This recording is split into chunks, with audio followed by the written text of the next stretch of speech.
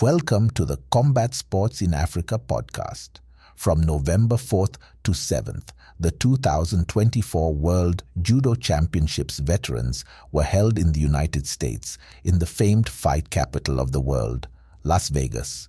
Over 1,132 male and female competitors from 67 countries across all 5 continents gathered to showcase their skills, spirit, and mutual respect for the sport of judo. There were 9 age divisions for both men and women, featuring athletes aged 30 all the way to over 70. While watching the competition on judotv.com, we were thrilled to see African competitors not only participate, but also stand proudly on the podium. What truly captivated us was the Angola veterans team, the athletes, coaches, and support staff, whose incredible support, encouragement, and competitive spirit were nothing short of inspiring. Their genuine enthusiasm and crowd engagement were so uplifting that we felt compelled to feature them on this podcast. Not just because of their remarkable performances and victories, but also due to the infectious energy they brought on and off the global tatami. This experience led us to reflect on the theme of aging athletes, the unyielding fire of competition, both mental and physical, and the vital role of support and encouragement for these competitors. Their passion and determination serve as a motivation for all combat sports athletes and fans alike, embodying the judo values and spirit that the sport is open to all. In today's interview, we'll be speaking with Team Angola's veteran competitors and medalists, gold medalist and world champion in the F8 women's under 63 kilograms division, Angola's own Silva Luisa, and bronze medalist in the M7 men's over 100 kilograms, Ricardo Jose Buoy, who also competed in the 1988 Seoul Olympics and is an Angolan judo legend. We'll also hear from Hipólita Merino, the Director of Marketing and Image for Team Angola's Veterans Judo Association. Let's dive right into the interview, where Garmami asks Hipólita to start us off by sharing the overall experience for Team Angola at the World Judo Championships Veterans 2024. Hello, everyone. Hello, Jamie. For us, it was amazing because we had tons of good energy. Everybody was so committed to the championship. It was amazing. Now, on the stream, on the judotv.com stream, we could see the Angolan team in the background, really cheering, really being loud, showing so much support, showing so much love. It was so overwhelming that to be honest, it's one of the reasons why I reached out to you guys, because it was incredible to see that much enthusiasm, as well as on your Instagram and social media channels. I've never seen anything like it, and I'm sure that the competitors, both Silva Luisa and Ricardo Jose Buoy, felt that energy. So I want you to introduce us to both of them, and we'll dive into the conversation in regards to their matches. Okay, for us was an amazing experience because it was the first time of Ricardo Buoy since the 80s to compete, and Aunt Luisa too. So we were all thrilled to be there. So pleasure to introduce Ricardo Buoy and Aunt Luisa. Hello, James. Hello. Very nice to meet you both. My first question is for Ricardo. I'm curious to know, so you competed the last time you competed was at the 88 Olympics, right? Why did you decide to compete this time around at the Veteran World Championships?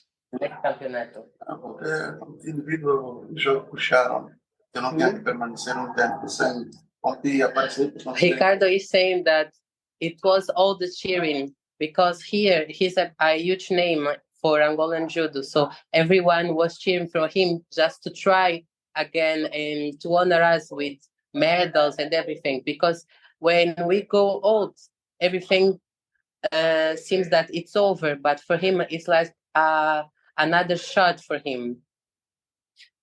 Wow. And we could see in the video that, as I mentioned before, people there, you in fact, and other members of the team were really supportive of him. I'm curious to know, what did it mean for him to be representing Angola yet again on the global stage, and speak to us about the energy he felt, the support from you guys.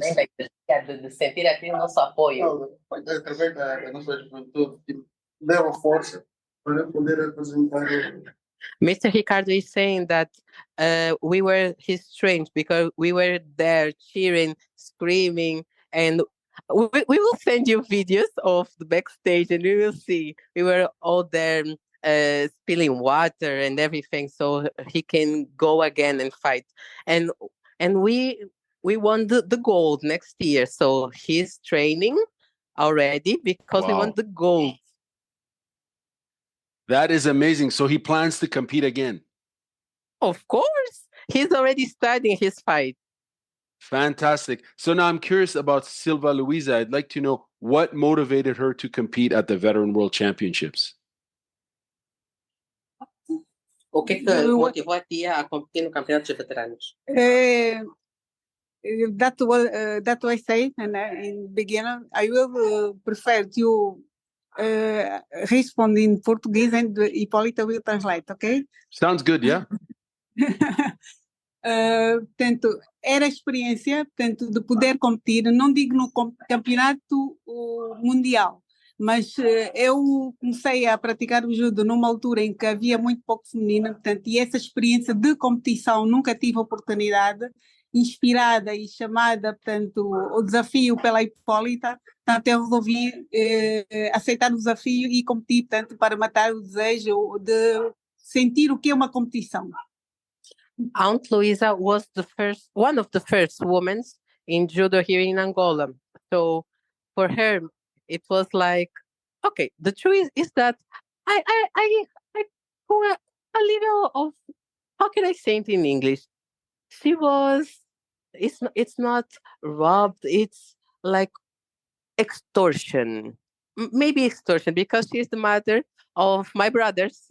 So I was like, okay, can you come back to train and compete maybe? So she came because we are all cheering because we don't have much women in sports here because of many situations. But Aunt Luisa came back to train and everything because of that, because we were cheering and we wanted to have more women. Outstanding. Absolutely. I think in all sports, anywhere in the world, it's great to see more women compete. And obviously, she stepped up. She showed some leadership. More than stepped up because we were not expecting the gold. We were like, oh, no, bronze medal will be okay. And we were every single day saying that to her. Worries, just bronze medal will be okay for us. But in our hearts, we were like, okay, bring us the gold. The gold. When she entered for us, I was screaming like the world was ending. I was so amazed. It was amazing. Absolutely. She rose to the occasion. As you said, she captured the moment and she brought home the gold. I'm curious to know, what does it mean for her to also represent Angola on the global stage and to bring that gold medal home? É uma grande honra. O sentimento de dever cumprido, portanto, o prazer de poder granjear não só o judo, mas Angola, portanto, é sentimento de grande alegria. For Aunt Luisa, it was an honor to honor all the judo veterans and everything, and to represent our country because we don't have much people representing in martial world. So it was a really big honor, especially because we are veterans. We are more than 30 years old. So the younger are there representing, but it is amazing to have old people because we don't change us because we are getting old. We just transform ourselves in something better. Now, Hipólita, what's been the media response in Angola from both of these competitors bringing back home medals? Well, what's been the response from the media, but also the judo community in Angola? Our federation gave us a huge homenagation. We went there, we received medals, certificates. Our president is amazing. We don't have words. Hermenegildo is huge. He's amazing. The media are not really used to have veterans winning, but they are embracing our cause. and it's been amazing. We are hoping next days to be received by our minister, and we hope to have great news soon. You know, it's really interesting because, as I mentioned earlier on your social media, on Instagram, you know, the association's page, etc. There was a lot of hype, a lot of energy, and you know, when you see that sort of enthusiasm, it's great for everyone's spirit, but it's also great for the sport. You know, moreover, both of these competitors are obviously veterans, as you mentioned. They're much older people who've been in the sport for so long, as you mentioned. They're both respectively, they're legends in their community, and stepping up like that and capturing medals really shows a lot of leadership. What are judokas in Angola saying about them and their achievement? They are saying that they are huge because, you know, when people see them, it's like Aunt Louisa is like a lady. When you see her pictures, you will never guess that she's a judoka. Even her colleagues, Aunt Louisa works at a bank. No one even knew that she was a competitor. Ricardo Wow. Boy is a legend here, but Aunt Louisa, it's like, okay, no one expected. It was an amazing feeling for everyone. Ricardo Boy don't compete for ages, and unfortunately, he was with a legend. He broke his knee, and everyone was looking like, okay, he's incapable of fighting. But deep down, we all knew that if he goes to stage, he will be amazing. And for us, was an amazing experience because the truth is, we were all worried because he needs to lose more weight so he can be better. But it's more than that. So we think tons of things of heart attacks and everything because we're like, okay, he will be thrilled, he will have something, but in the end, it all came okay, and that's huge for us. Absolutely. I'm curious to know, in terms of his matches, obviously in the first round, he fought an Argentinian named Omar Parisi. Moving on Yes. to round number 3, he fought Hendrik Koop from the Netherlands. Then he fought Karl Frankovic from the US, leading on to his last match against Thomas Edward Carter Jr. from the US. Out of all those matches, which one did Ricardo find the most challenging? And what did he learn from this experience? Because you mentioned he intends on competing next year, which is equally exciting, of course. So he's got a lot of information. So what has he learned from his experience competing this year, and what was his toughest match? Mestre Boy, tiveste a competir, qual foi a luta mais difícil para ti e o que tu aprendeste nessa luta? Essa cultura campeã, eu aprendo muito. Eu gosto de Ricardo said that for him, the hardest fight was with the champion, the guy from the Netherlands, because he's really huge. When we saw him, we were like, okay, this is the final of the Olympics. It's like a double take from France versus Japan because he's really tall. Mm. For Mr. Ricardo, it was an experience, but he's ready for next year. Outstanding. And can you ask him about back in '88 when he competed in the Seoul Olympics? What was it like the first time he stepped in Seoul to compete at those Olympics? And does he still think back about those days when he was competing? And comparatively, now that he's back in competition mode, how does it feel to be back in competition mode, but at a much older age? Mestre, como é que tu te sentiste a competir em Seul nos anos 80? Não tive também tanta dificuldade, pensando que já estava habituado nesta caminhada, se bem que todas as competições sempre me encontro com os campeões do mundo. Felizmente me encontrei com a escola Tayote, que é um campeão também, que é francês. Não tive tanta dificuldade, para mim tem sido já normal. Mr. Ricardo said that because he had tons of experience, because they were trained by the Koreans and everything, they fought in the SKPTA and tons of championships in the past. When he went to the Olympics, for him it was easy but it was different because of climate and all the things that turned the fight a little bit different. But he had an amazing experience because he fought with the champion of that time, Mr. Pasquale. It's someone from France. It's beyond from my time, so I don't know him. I'm really sorry because I'm from the 90s. And was an amazing experience from him.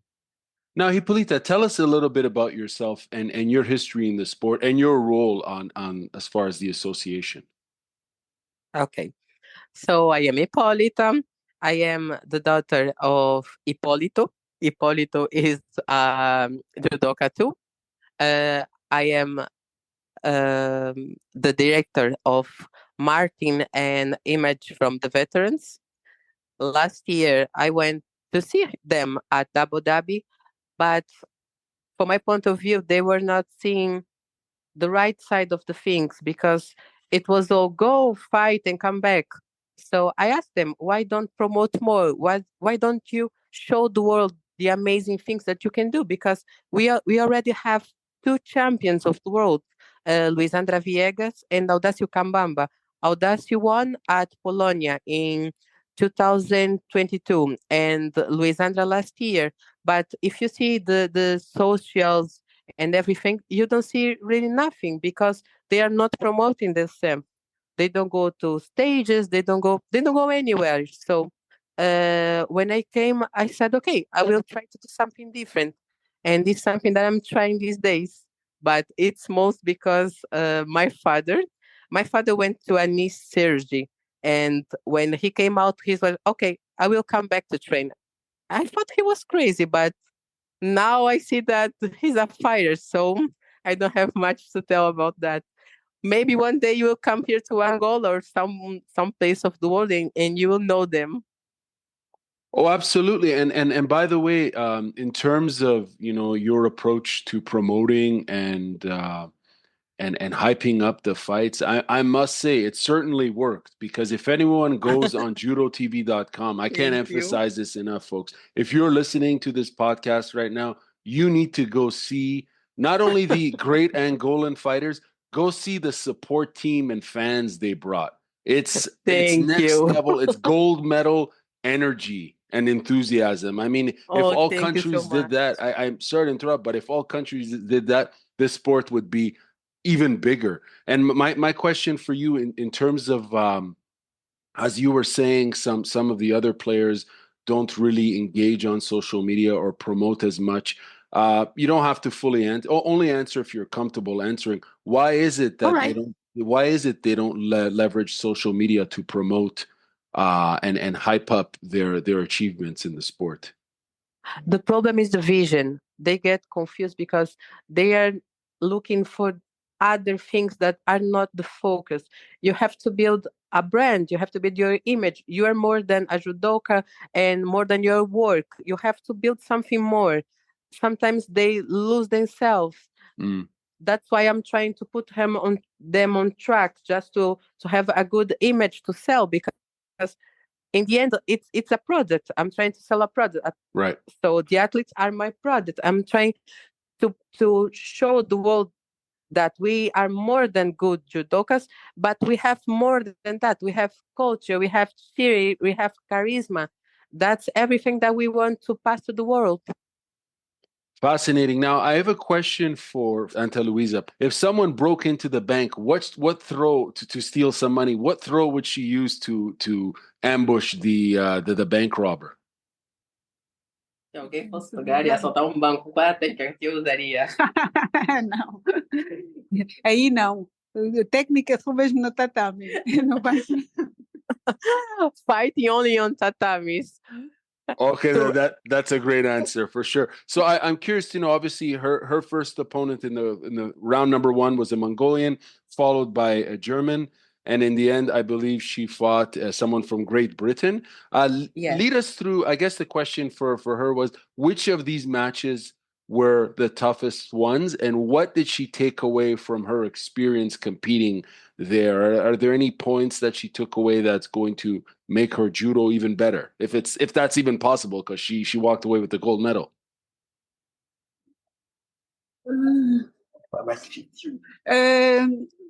The Britain, because his experience, não? A sua experiência contou, né? Tanto que ela estudou, portanto, eu estava a ganhar por Vasari e ela, portanto, com a sua experiência conseguiu depois, a partir da estratégia que eu comecei, que eu tive início, conseguiu fazer-me um contra-ataque e ganhar-me, portanto, o combate. The British one was the toughest because in the end she was studying Aunt Louisa when she won the last fight. Right. So when she came back, she was there, she was pressuring. That's why that battle was lost. But we hope to see them both next year because the lady from Great Britain, she's too a champion. So we hope to see more of them next year. We're speaking, of course, of Kay Andrews from Great Britain. So is Aunt Louisa also going to be fighting next year? Does she plan on competing again? Of course, yes. Nice. Okay, outstanding.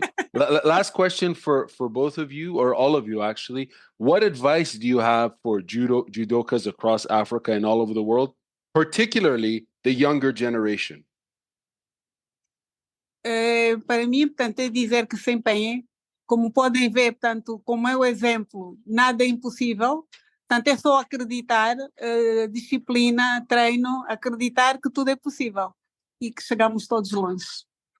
Aunt Louisa is saying that with discipline, with train, we can achieve everything that we want. So they have to train and they have to be themselves, to trust themselves more and do more from themselves and from them countries. Mestre Boi, o que é que tu deixas aqui para os mais jovens, conselhos? Eles seguirem o nosso exemplo, visto que nós temos que, a nossa fase já está a passar, temos que deixar legado para seguirem a nossa rotina. Ricardo said that they have to take them examples and remember that their time is ending. So they are the future and they have to do more, train more, and be more so they can achieve more than them. Outstanding. And Hippolyta, did you want to add to that as well in terms of your own spin on it? For me, I want to thank you very much for your approach, for your email. It was an honor for us. Thank you very much. And I hope to really see you soon. And I hope to meet you all really soon. And next year, we want to do more, show more. And we are here. So everyone, follow us in our social media. And we are here to give you a show. Thank you all for your time. This has been outstanding, and we look forward to seeing you all compete next year and to do a follow-up interview. So thank you all, and I hope we get to meet. Thank you.